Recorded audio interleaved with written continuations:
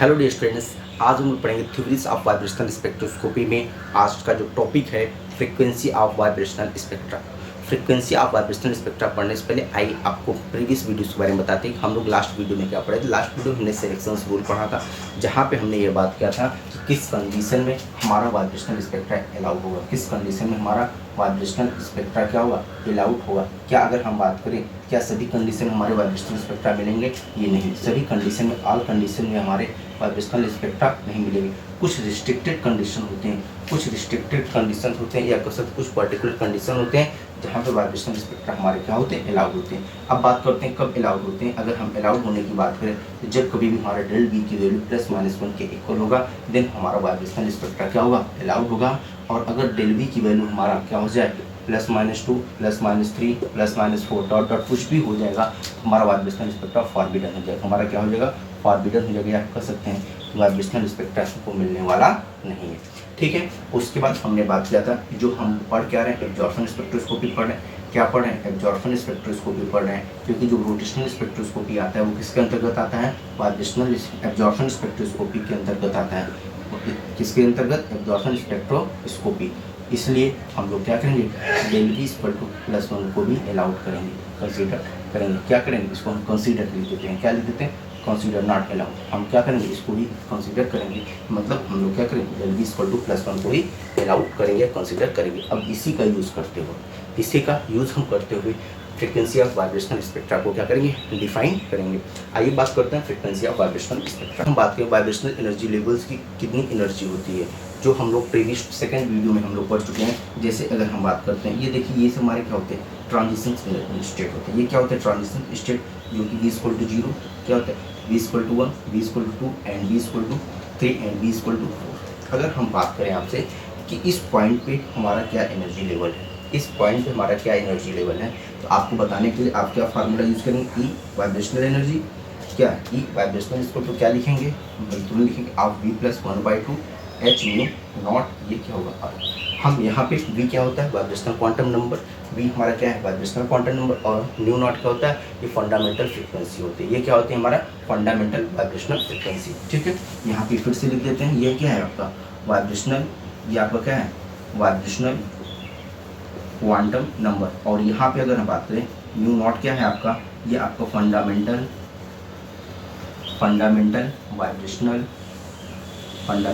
Vibrational frequency है, fundamental vibrational frequency है। ठीक है, अब यहाँ बात करते हैं जो क्वांटम नंबर है, V की वैल्यू क्या हो सकती है, 0 भी हो सकती है, 1 भी, 2 डॉट फाइनाइट। यहाँ पे देखिए सबकी वैल्यू हमने आपको लिख दिया।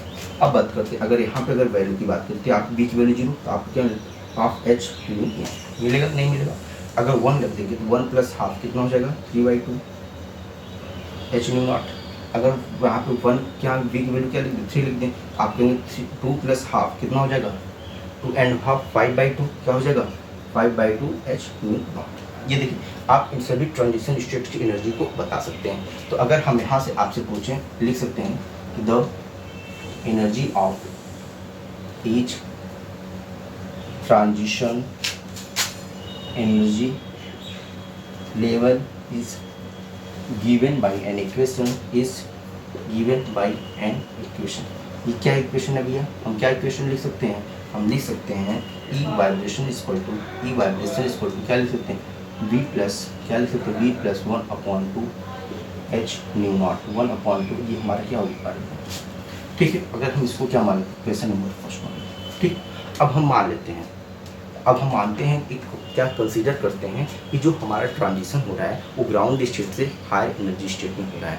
कहाँ से हो रहा है, ग्राउंड स्टेट से, वो कहाँ से जो हो रहा है, ग्राउंड स्टेट से हमारा हो रहा है हायर एनर्जी स्टेट में, हायर एनर्जी स्टेट। हमने ग्राउंड स्टेट को क्या माना, V मान लिया। ग्राउंड स्टेट को हमने क्या माना, और हायर एनर्जी स्टेट को हम क्या V' मान लें।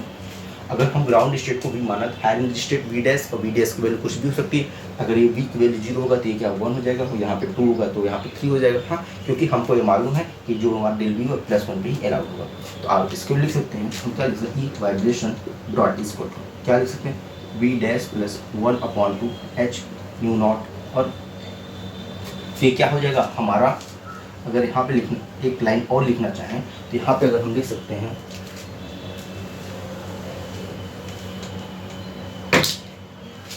Now consider V as lower energy state and V dash is higher energy state. Then energy of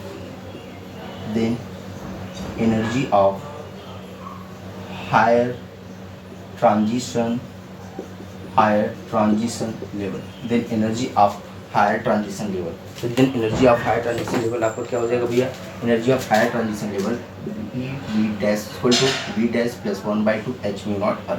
इसे हम क्या माने? इक्वेशन नंबर 2 मान लें भैया। अब ये बताइए, अगर हम आपसे बोले कितना एनर्जी का एक्सचेंज हुआ एक ट्रांजिशन लेवल से दूसरे ट्रांजिशन लेवल जाने में, एनर्जी का कितना एक्सचेंज हुआ, कितना एनर्जी हमारा डिफरेंस मिला है, एनर्जी का डिफरेंस, तो हम कह सकते हैं कि अगर हम इस एनर्जी स्टेट में से इस एनर्जी स्टेट की वैल्यू को क्या कर दें, माइनस कर दें, तो हमको मिल जाएगा यहाँ पे कितनी एनर्जी का एक्सचेंज हुआ।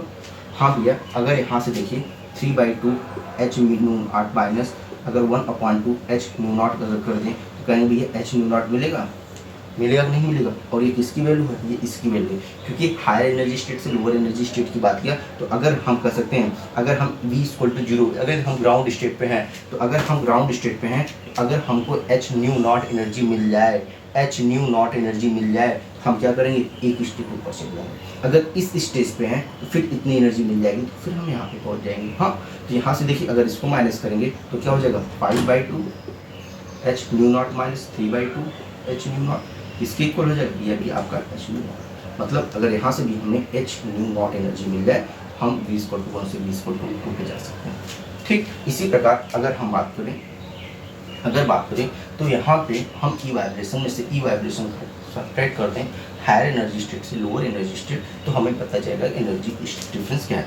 देयरफॉर, इसलिए हम ये लोग क्या सब कर सकते हैं, del E vibration is equal to, हम क्या सब कर सकते हैं, E dash vibration minus E vibration. कर सकते हैं, नहीं कर सकते भैया, तो निकाल लेते हैं। Del E vibration is equal to V dash क्या भी आपका, आप कर सकते हैं V dash plus 1/2 h mu naught minus, हम लिख सकते हैं v plus 1/2 h mu naught. लिख सकते हैं भैया, ये सारी क्वांटिटी हमारी किस में है, अर्थ से, ये सभी हमारी किस में है, अर्थ से। अब ये बताइए, अगर यहाँ हम इसको सॉल्व करें, del E vibration is equal to multiply कर दें v dash into h mu naught plus 1/2 h mu naught minus v into h mu naught minus 1/2 h mu naught. हुआ कि नहीं हुआ? क्या ये स्क्वायर कैंसिल करेगा? हाँ, ये कैंसिल करेगा। और क्या इस दोनों में h म्यू नॉट कॉमन होगा? हाँ होगा। हम लिख सकते हैं del E vibration is equal to क्या हो जाएगा, अगर हम h म्यू नॉट कॉमन ले लेंगे तो v डैश माइनस वी लिख सकते हैं, नहीं लिख सकते। और ये देखिए v डैश माइनस वी। अब देखिए, अगर हम बात करते हैं, अभी आपको बताया कि हम v डैश माइनस वी ये किसके भी इक्वल होगा, +1 के इक्वल होगा। क्यों इक्वल होगा? क्योंकि हमें मालूम है फ्रॉम सिलेक्शन रूल हम लिख सकते हैं, अगर इसी को और एक शब्दों में del E vibration equal to इसी को del V into H mu naught, क्या लिख सकते हैं? लिख सकते हैं, नहीं लिख सकते भैया? हाँ लिख सकते हैं। आइए इसको और समझने की कोशिश करते हैं। तो यहाँ पे अगर हम लिखें, अगर यहाँ पे लिख सकते हैं, क्या लिख सकते हैं, फ्रॉम सिलेक्शन रूल। क्या भी है सिलेक्शन रूल कहता है हमारा del V equal to value क्या है, +1 है। अभी जस्ट आपको बताया सिलेक्शन रूल हमें क्या बताया, डेल वी की वैल्यू किसके इक्वल होती है, +1। देन हमारा वाइब्रेशनल स्पेक्ट्रा क्या होता है, अलाउड होता है। तो डेल वी इक्वल टू अगर हम +1 ले लें तो हम लिख सकते हैं del E vibration equal to del V vibration equal to क्या लिख सकते हैं, +1। यहाँ +1 आ गया, उसके बाद आपका क्या हो गया, एच म्यू। तो हम del E vibration equal to क्या लिखें, H mu not. This is my required equation. ये क्या होगा, ये यूनिट क्या है। हम क्या कर सकते हैं कि ये क्लियर हुआ क्या, फ्रॉम योर डिस्कशन ये क्लियर हुआ कि जो हमारा वाइब्रेशनल ट्रांजिशन होता है, energy of each vibrational transition किसके इक्वल होती है, एच म्यू नॉट एनर्जी के इक्वल होता है। इसके इक्वल होता है, एच म्यू नॉट के इक्वल होता है। आइए इसको हम लोग अब सेंटेंस में पढ़ के क्लियर करते हैं। आपको एक बार फिर से यहाँ बता देते हैं, उसके बाद लिख के क्लियर करेंगे। यहाँ पे हमने क्या बताया, the energy of each transition energy level, सभी ट्रांजिशन एनर्जी लेवल की जो वैल्यू होती है किसके इक्वल होती है, E vibration equal to V plus 1/2 H mu naught अर्थ। इससे हमने क्वेश्चन नंबर फर्स्ट में मान लेते हैं ये हमारा क्या होगा, ग्राउंड स्टेट एनर्जी लेवल हो गया। हमने मॉलिक्यूल्स को क्या एक्साइटेड किया, हायर एनर्जी स्टेट में लेके गए। जैसे ही हायर एनर्जी स्टेट में गए तो हमारा क्या हो गया, हम कंसीडर करते हैं वी हमारा लोअर एनर्जी स्टेट है और वी डैश क्या होगा हमारा हायर एनर्जी स्टेट है। वी डैश हमारा क्या है, हायर एनर्जी स्टेट है। तो हम सभी वी के टर्म को वी डैश से रिप्लेस कर दिए। तो यहाँ पे E dash vibration equal to V dash plus 1/2 H mu not, क्योंकि हमको क्या निकालना है, एनर्जी की डिफरेंस निकालना है। एनर्जी डिफरेंस निकालने के लिए हायर एनर्जी स्टेट से हमने लोअर एनर्जी स्टेट को क्या कर दिया, माइनस कर दिया। Therefore E vibration equal to E dash vibration minus E vibration. उसके बाद हमने इस कंप्लीट इक्वेशन को सॉल्व कर दिया। जैसे ही सॉल्व किया उसके बाद हमने क्या लगा दिया, सिलेक्शन रूल लगाया। सिलेक्शन रूल क्या करता है कि del V equal to +1 we be consider for किसके लिए, वाइब्रेशनल स्पेक्ट्रोस्कोपी। किसके लिए, vibrational spectroscopy. Then del V equal to +1 हमने कंसीडर कर लिया। यहाँ से E vibration equal to h mu naught और हमको क्या मिला, वैल्यू मिल गई। आइए अब इसी को सेंटेंस के थ्रू समझने की कोशिश करते हैं। Expression, it is clear that the frequency of pure vibrational spectra of simple harmonic oscillator is equal to the fundamental vibrational frequency. तो हमें क्या क्लियर हुआ कि हम कह सकते हैं जो frequency of pure vibrational spectra होता है, frequency of pure vibrational spectra वो किसके इक्वल होता है, फंडामेंटल वाइब्रेशनल फ्रीक्वेंसी। और जो फंडामेंटल वाइब्रेशनल फ्रीक्वेंसी होती है क्या होती है, एच म्यू नॉट। तो हमें यह डिस्कशन से क्लियर हो गया कि जो हमारा फ्रीक्वेंसी ऑफ वाइब्रेशनल स्पेक्ट्रा होती है, फ्रीक्वेंसी ऑफ वाइब्रेशनल स्पेक्ट्रा ये हमारा फंडामेंटल वाइब्रेशनल स्पेक्ट्रा या फंडामेंटल वाइब्रेशनल फ्रीक्वेंसी की क्या होती है, इक्वल होती है। ठीक है भैया। The frequency of vibrational spectra is denoted by new. Frequency of vibrational spectra अगर हम लोग न्यू से रिप्रेजेंट करते हैं देन हम लोग लिख सकते हैं कि न्यू इक्वल टू होता है 1/2 पाई ब्रैकेट में एट के अपॉन म्यू। क्या होता है, के अपॉन म्यू। ये आपका क्या है, न्यू है। Nu equal to 1/2 pi bracket में under root K upon mu. यहाँ पे अगर हम बात करें म्यू आपका क्या है, फंडामेंटल, ये क्या है आपका फंडामेंटल वाइब्रेशनल फ्रीक्वेंसी है। हाँ भैया, फंडामेंटल वाइब्रेशनल फ्रीक्वेंसी है। उसके बाद के आपका क्या है भैया, फोर्स कांस्टेंट है। के आपका क्या है, फोर्स कांस्टेंट है। उसके बाद अगर हम बात करें म्यू आपका क्या होता है, ये आपका रिड्यूस्ड मास होता है। ये क्या होता है आपका रिड्यूस्ड मास होता है, जिसकी जो वैल्यू होती है इक्वल होती है m1 m2 upon m1 plus m2। जो आपका रिड्यूस मास होता है उसकी जो वैल्यू इक्वल होती है m1 m2 upon m1 plus m2। इसी के साथ हमारा जो फ्रिक्वेंसी ऑफ वाइब्रेशनल स्पेक्ट्रा का टॉपिक जो होता है समाप्त होता है। नेक्स्ट वीडियो हम लोग डिस्कस करेंगे वाइब्रेशनल रोटेशनल स्पेक्ट्रा। तो वीडियो को लाइक शेयर सब्सक्राइब जरूर करिएगा। पसंद आएगा तो सभी फ्रेंड्स के साथ शेयर करिएगा। Thank you, bye bye.